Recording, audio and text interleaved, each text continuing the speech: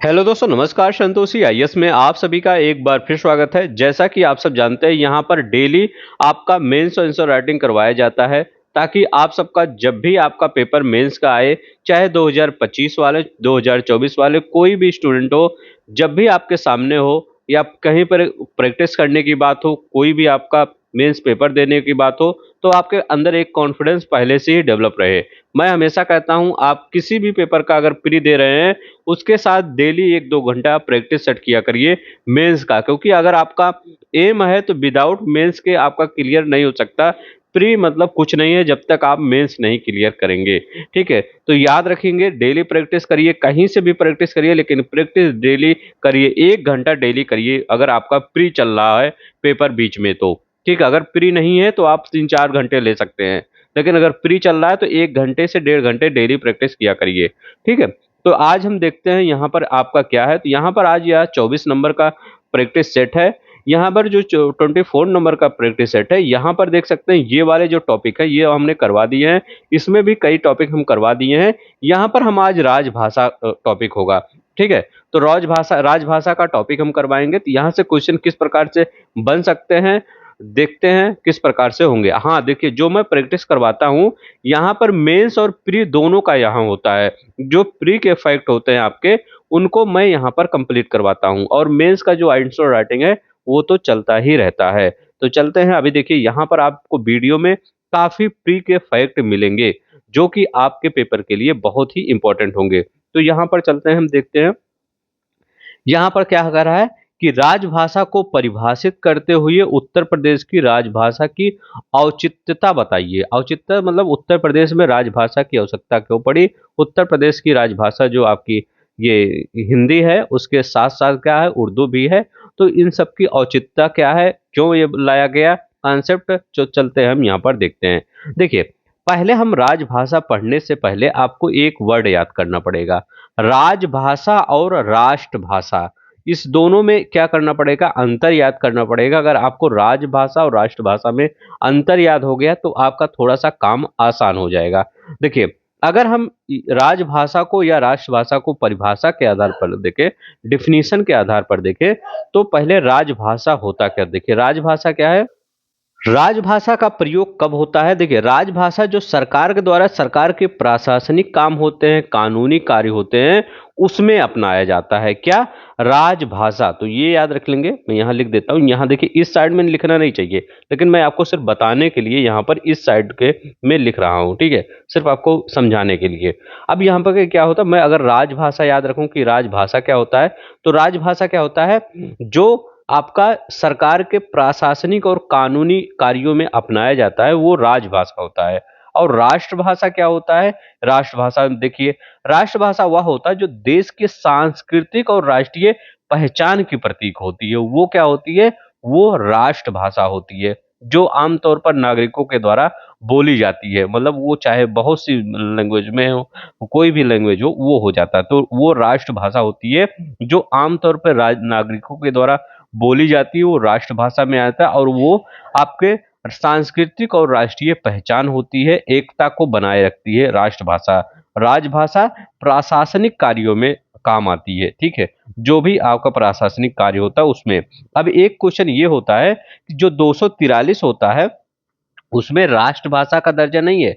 जब दो सॉरी 343 जो होता है, उसमें राजभाषा का नहीं, वो राष्ट्रभाषा का नहीं, वो हमारे संविधान में राष्ट्रभाषा का दर्जा प्राप्त, वो राजभाषा का, ठीक है? राष्ट्रभाषा में लिख दे, ये राष्ट्रभाषा है, इसका नहीं है, ये राष्ट्रभाषा मत करिएगा।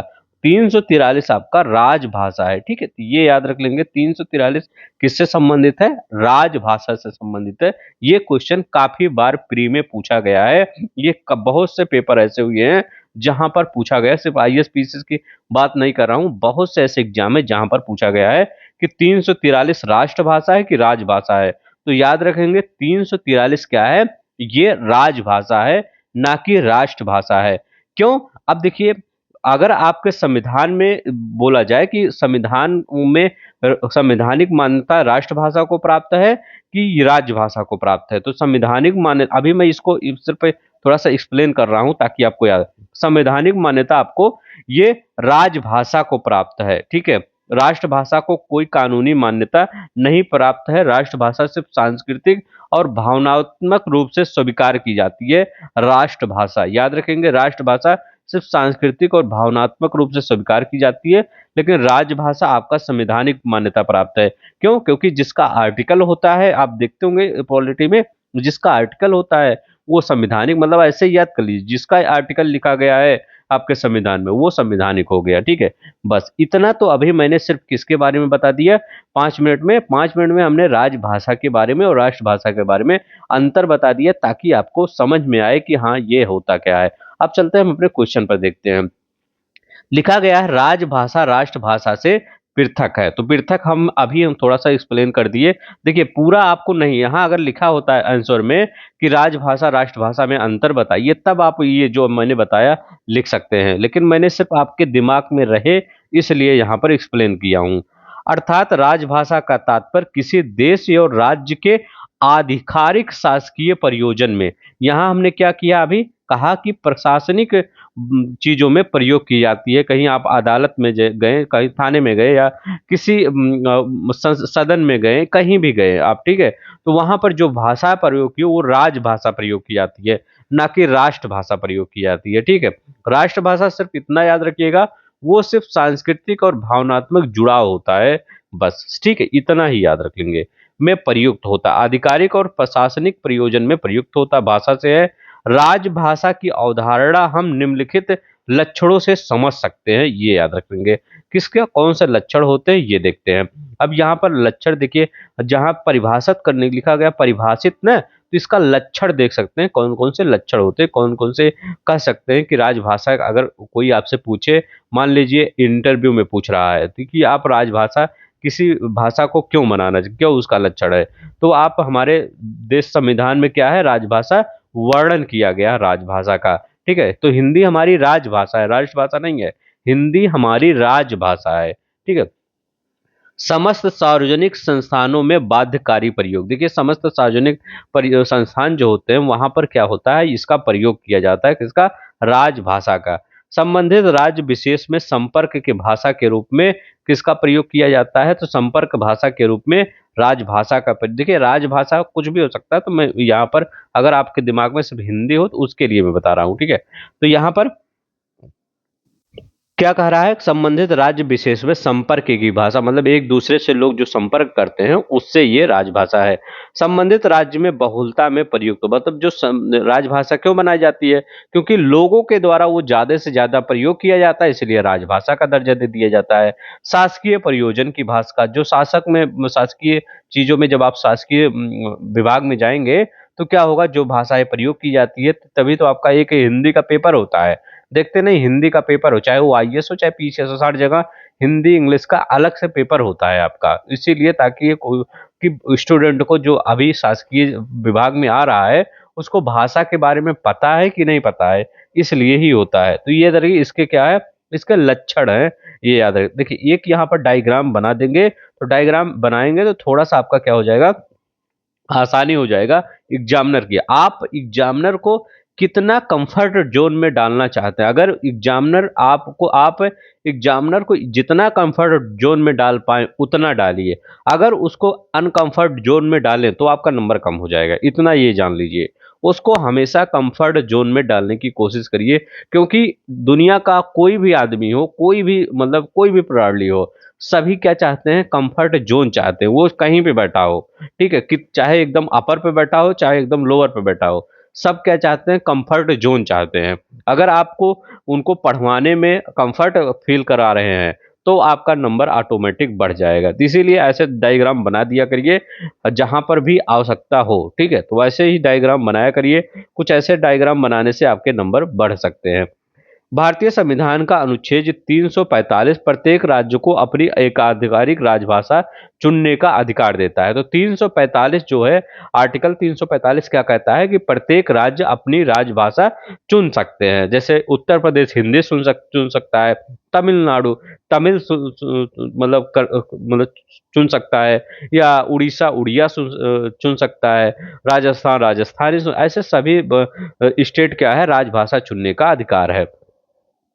इस शक्ति का प्रयोग करते हुए उत्तर प्रदेश विधानमंडल ने उत्तर प्रदेश राजभाषा अधिनियम 1981 प्री वाला फैक्ट, यहाँ पर प्री और मेंस दोनों चलता है, ये याद रखिए, सिर्फ प्री ही नहीं चलता, यहाँ पर प्री और मेंस प्री, इससे अगर राजभाषा रिलेटेड कहीं कोई भी प्री फैक्ट आ गए तो आप कर देंगे, मैं इतना आपको विश्वास दिलाता हूँ। तो उत्तर प्रदेश राजभाषा अधिनियम 1951, तो उत्तर प्रदेश राजभाषा अधिनियम कौन सा है, कभी पूछ सकता है कि उत्तर प्रदेश राजभाषा अधिनियम क्या है। चार ऑप्शन दिया है, 51, 52, 54, 55, तो क्या है, 51 रखेंगे, 1951 रखेंगे, ये हो गया प्री वाला फैक्ट, यहाँ हो गया। और 345 क्या है, ये कहता है कि सभी को अपना राजभाषा चुनने का अधिकार है, और राजभाषा ये क्या है, 343 ये प्री का फैक्ट है, राजभाषा लिखा गया है इसमें, बस इतना याद। हिंदी को राजभाषा तथा, अब देखिए यहाँ पर हिंदी को राजभाषा 1951 में के तहत दिया गया।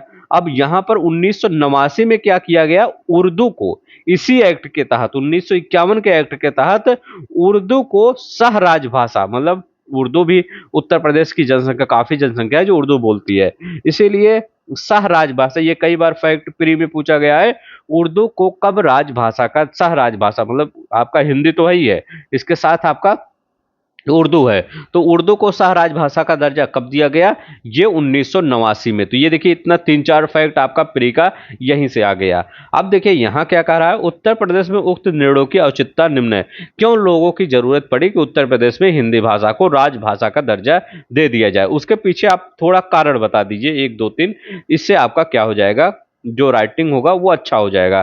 कारण क्या है, जनगणना 2011 के अनुसार हम देखते हैं अगर, कि उत्तर प्रदेश में 91% लोगों द्वारा क्या, हिंदी भाषा बोली जाती है। देखिए सोचिए, 91% द्वारा लोगों के द्वारा कौन सी भाषा बोली जाती है, हिंदी भाषा बोली जाती है, अतः इसे राजभाषा बनाना निर्विवादित कदम था। तो ये कोई क्या विपक्ष का जो भी उस समय रहा होगा वो नहीं कर सकता, जो अभी तो इतना है जनसंख्या, पहले भी लगभग यही रेशियो रहा होगा, तो क्या होगा, कोई ये नहीं कह सकता कि ये जो आपका ये उत्तर प्रदेश में इसमें कम भाषा हिंदी लोगों द्वारा कम बोली जाती है, इसीलिए नहीं बनाना चाहिए। तो इसमें निर्विवाद, निर्विवाद मतलब कोई भी उसमें विवाद नहीं था, लोगों के द्वारा एक्सेप्ट कर लिया गया कि हाँ बनाया जाएगा उत्तर प्रदेश को राजभाषा, ठीक है, हिंदी को उत्तर प्रदेश की राजभाषा हिंदी होगी। अब यहाँ देखिए, हिंदी भाषा के तहत लगभग समस्त बोलियां उत्तर प्रदेश में प्रयुक्त होती हैं, जैसे वज्र, ये हिंदी भाषा के तहत ही प्रयुक्त होती है, वज्र हुआ, अवधी हुआ, बुंदेली हुआ, बघेली हुआ, कन्नौजी हुआ, भोजपुरी हुआ, ये सब लैंग्वेज क्या होता है, ये हिंदी के ही सब लैंग्वेज है, उन्हीं हिंदी से ही सब ये बने हैं। तो इन्हीं के द्वारा क्या हुआ है, ये सब जो भाषाएं होती हैं वो हिंदी के ही भाषाएं हैं, जो बहुत बड़े पैमाने पर प्रयुक्त होती है। पश्चिमी में चले जाएंगे, मथुरा साइड, वहां पर वज्र बोला जाता है।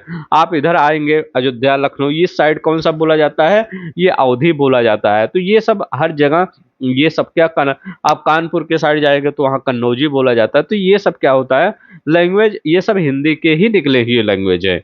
अब देखिए 1989 में उर्दू को सह राजभाषा का औचित्य निम्न है। उर्दू को क्यों दिया गया, क्योंकि प्रदेश की लगभग 19% आबादी मुस्लिम है। कितने परसेंट आबादी मुस्लिम है, 2011 की जनगणना के अनुसार 19% मुस्लिम है, जो कि उर्दू भाषा समझती है और बोलती है, इसीलिए उर्दू को भी 1989 में सह राजभाषा का दर्जा दे दिया गया। अब यहाँ पर देखते हैं, राज्य की अल्पसंख्यक भाषा को संरक्षण देना, जो अल्पसंख्यक लोगों की भाषा है, क्या मुस्लिम अल्पसंख्यक हैं, तो वो उनके जो भाषा उनकी है उस भाषा को क्या करना, संरक्षण देना सरकार का कर्तव्य था। तो उन्होंने क्या किया, क्या इस भाषा को राजभाषा का दर्जा दे दिया, उर्दू को, ठीक है, तो उर्दू को राजभाषा का दर्जा दे दिया गया। ठीक, अब यहाँ पर देखते हैं, इस प्रकार उत्तर प्रदेश में सार्वजनिक संस्थानों, शासकीय पत्राचार, जो शासन में पत्राचार होता है, जन शिकायत पत्र, सार्वजनिक विज्ञप्ति आदि मामलों में प्राथमिक रूप से हिंदी भाषा प्रयुक्त होती है। तो याद रख लेंगे कौन सी भाषा प्रयुक्त होती है, तो हिंदी भाषा प्रयुक्त होती है। ये आपका निष्कर्ष हो गया, ठीक है, ये मेन बॉडी हो गया था, और इधर आपका इंट्रो हो गया था, ये मेन बॉडी हो गया था, और ये आपका निष्कर्ष हो गया। बस यही इतना आपको लिखना है। आप अगर इससे जुड़ जाते हैं इस सीरीज से, काफी कॉन्फिडेंस आएगा जब भी आप किसी का पेपर देंगे, चाहे आप मेन, जब भी आप मेंस दें, चाहे 24 में दें चाहे 25 में दें, ठीक है, तो सभी के लिए ये है, ये हम पूरा सिलेबस के अकॉर्डिंग कवर करवा रहे हैं, तो आप जुड़ के 15 मिनट आपकी लाइफ में, मतलब 24 घंटा में सिर्फ 15 मिनट देना है, तो आपको प्री का भी फैक्ट याद हो जाएगा, मेंस का भी फैक्ट याद हो जाएगा। तो आज के लिए बस इतना ही। अगर अच्छा लगेगा तो प्लीज़ लोगों को शेयर कर दीजिएगा, लाइक कर दीजिएगा। जय हिंद, जय भारत।